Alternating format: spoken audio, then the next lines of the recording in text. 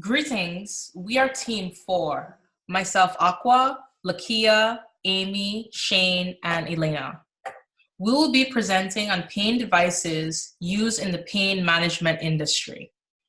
We also identified an opportunity for pain management devices to be used in the treatment and prevention of opiate use disorder, a mental health condition. So what is the pain management industry? It is a variety of therapies used to provide pain relief to patients. It could be divided into 3 segments. Pharmaceuticals, which are drugs targeting the central nervous system, migraines, and chronic pain syndromes, such as opiate drugs. Then we have devices, such as stimulators, pumps, and ablation devices. Lastly, we have additional alternative therapies which are listed. Let's take a closer look at the pain management devices. There are 2 stimulator categories which include electrical stimulation and neurostimulation devices. They use electricity to decrease pain sensation by decreasing pain signals to your brain. The devices can be invasive or non-invasive, like the battery-operated transcutaneous electrical nerve stimulation device shown in the top left, or the bridge device noted in the bottom left. Radio ablation devices decrease pain sensation with the use of heat, electrodes, and an electrical surgical device as seen in the top right-hand corner. Lastly, patients are able to use and control pain infusion pumps like the one pictured in the bottom right corner. This slide shows the global market players which are listed to the left, like Abbott or AstraZeneca or Baxter.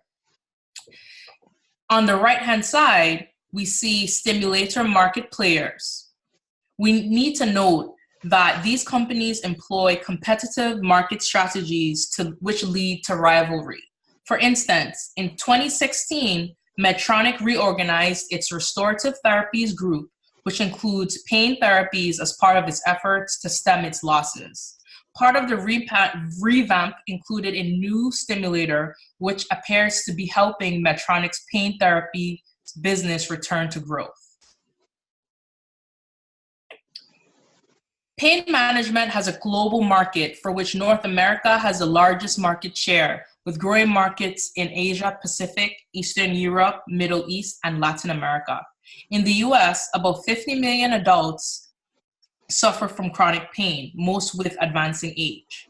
Clinicians have prescribed opiates to relieve pain, but this has in part contributed to the opiate crisis, which started in the mid-1990s and continues today.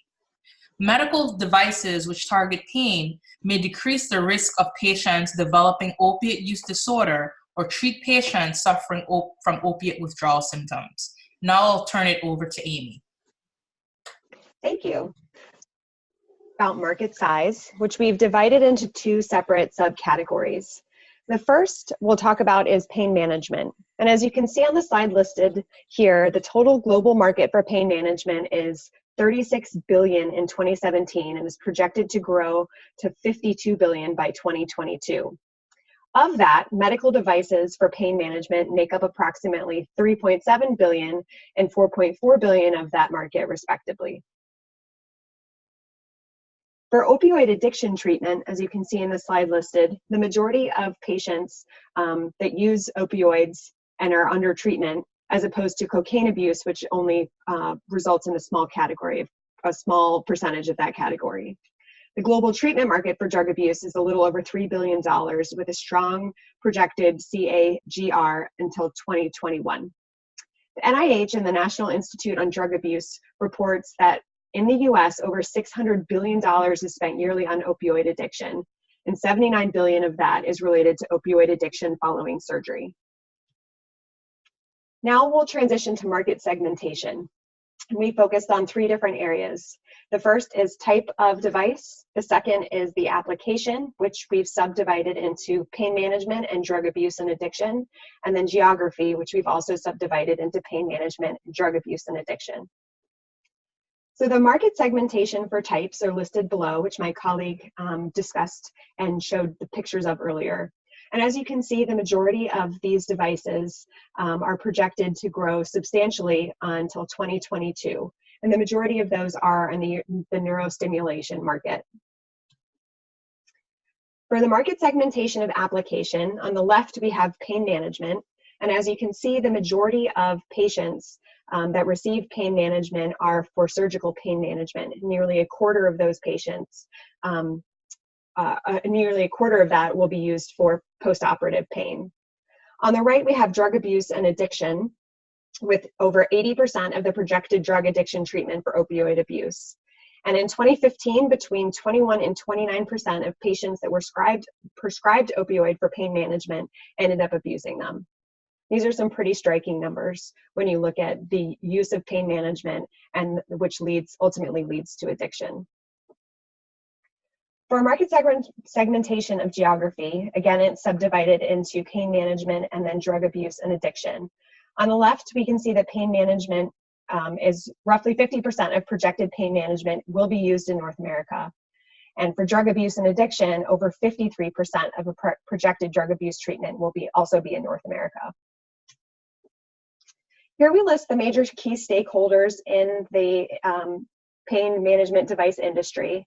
Obviously, medical device companies, the Food and Drug Administration, as well as patients, providers, and payers are important.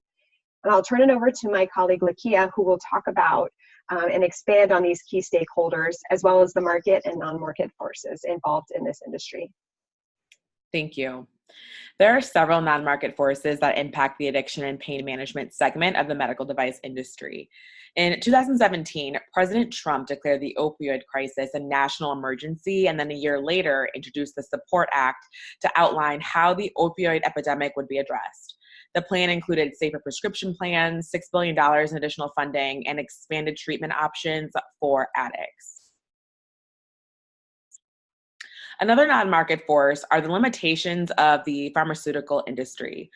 Pharma manufacturers are focusing R&D efforts on non-addictive opioid replacements for safer prescribing plans in the future. The problem is that it takes on average 12 years for the pharmaceutical industry to bring a new drug to market. And opioid replacements are in early developmental stages, which means they are years away from entering the market. This creates a larger opportunity for the medical device industry to be a primary player in providing solutions for the opioid crisis. Reimbursement rates are also a non-market force. In response to the national emergency and the SUPPORT Act, CMS has had to adjust their focus to include opioid prescriber transparency, the reduction of opioid prescriptions, and expanded coverage to include medication-assisted treatments for addiction. Medicare, Medicaid, and private insurance are required to cover some portion of pain and opioid disorders. Some of that coverage expansion also included alternative treatments such as acupuncture and yoga. However, it does not expand to new medical devices, even those that are FDA approved or have received FDA approval. Regulation is also a non-market force. The FDA created an innovation challenge used to incentivize the medical device industry to identify new therapies that could prevent, detect, or treat opioid addiction and pain caused during withdrawal. 8 devices were chosen for the program, which created a larger space for medical devices to create solutions for opioid addiction. The FDA also provided more transparency and efficiency to the de novo pathway submission process. This allowed for an easier approval and faster entry to market for medical devices. Since its implementation, there has been a notable increase in new medical device approvals, which you can see in the comparison of 2017 to 2018 when the new process started to take effect. Technology and digital health applications are driving innovations to treat addiction and pain management.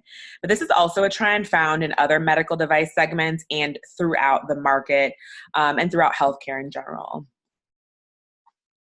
Thank you for listening to our presentation. We look forward to hearing your questions.